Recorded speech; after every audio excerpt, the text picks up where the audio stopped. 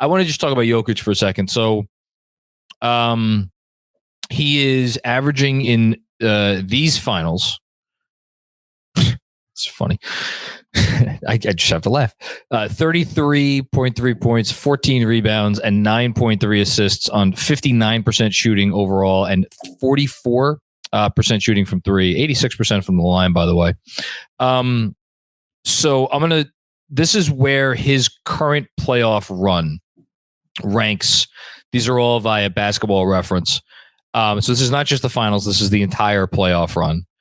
I'm going to start with a stat that I make fun of all the time, which is PER, because it's a stupid stat, but it does it encapsulates counting stats very well.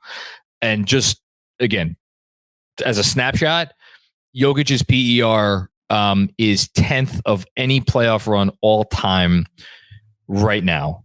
And the guys ahead of him, there's one Michael Jordan season ahead of him, Jordan's first championship.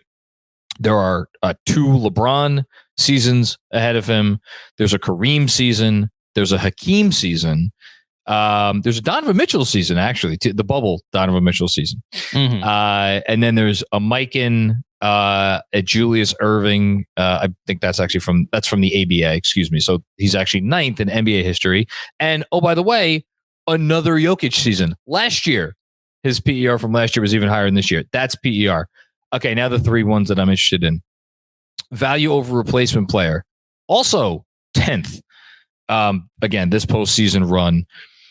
Guys ahead of him, there are 2 Jordan seasons. There are 4 LeBron seasons. There's a Duncan, a Bird, and then a Kawhi.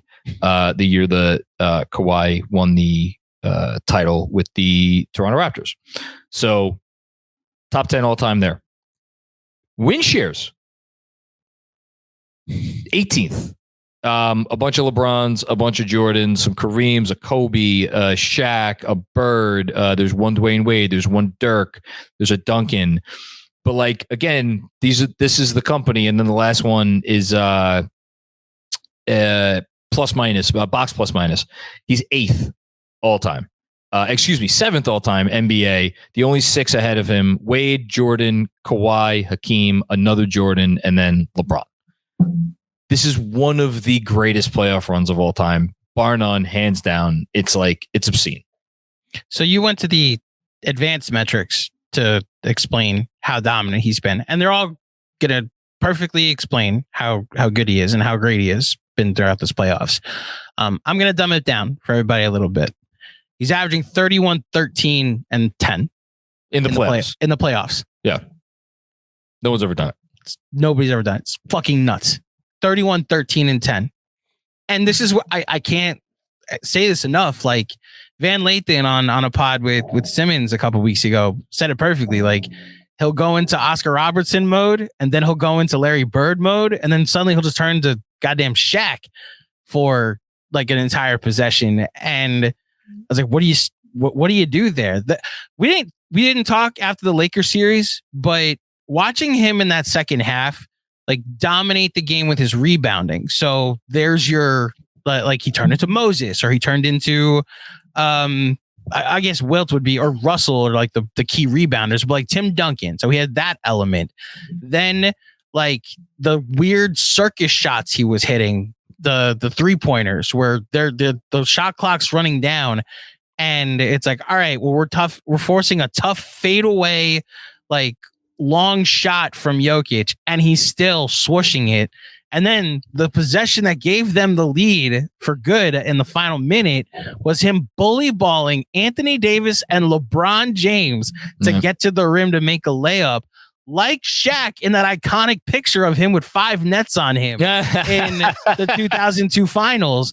And it's like, this is what we're getting now. Like this is the alien nature of Jokic. The best part, really cool to see it, quantified and eventually culminate in what might end up being a title this year. God, it is great to see that, and it's great because it'll finally put all of the ridiculous arguments. And by the way, I've been purveyor of some of those ridiculous arguments, because when we sit down, even before this playoff started, and we're like, okay, who are your rank the guys you want for this playoff run? Like, I don't think I had Jokic in my top 5 because I was concerned about the defense. Well, guess what? Which leads to another discussion that I think is interesting that I don't want to have today, but like, the Nuggets are 2 wins away from the title, and they have Jamal Murray, who's like is he a mediocre defender? He's got good size, but I think even mediocre would probably be a little kind. And Michael Porter Jr. and Jokic in their starting lineup, there is something to be said for like having a defense that, as long as all of your guys like know where to be and are generally there more often than not, how well you could do with that. And obviously Aaron Gordon and KCP are very good defenders, but anyway, I was dead wrong on that, and I feel like an idiot. But yeah, it'll be good to put all that stuff to rest. And just to put a cap on your point about all the different ways he could beat you, he knows when each way is like, there's never, how often are you watching him and there's like, oh, that was a bad decision by Jokic. His intelligence, yeah. Which is why, like, look, this is going to come off as a shot to this guy, and it's because it is. Russell Westbrook, 30-point triple doubles. But like, you'd watch those games, and even in his best games, there were those handful of possessions where you're like, man, that's just not the right move there. And Jokic, it's like he picks his spots so perfectly. It's amazing. It really is.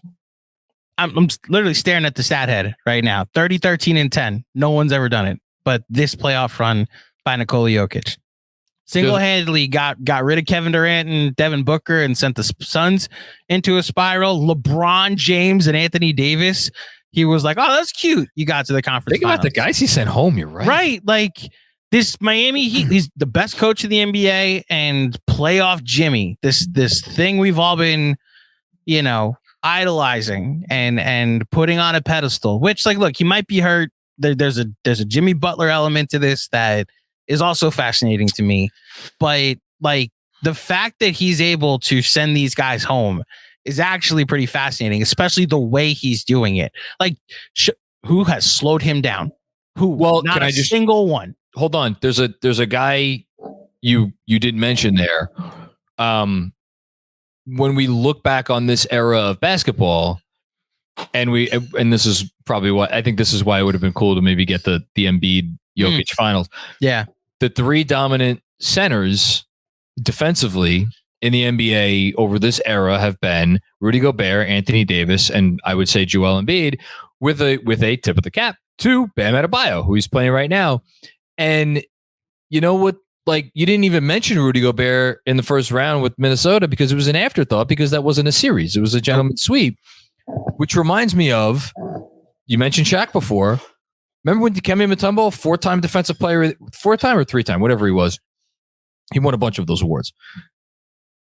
The Sixers went out and traded for him specifically. Mm-hmm. It's like, okay, what if we face Shaq in the finals? And they faced Shaq in the finals. It meant nothing. Didn't fucking matter at all.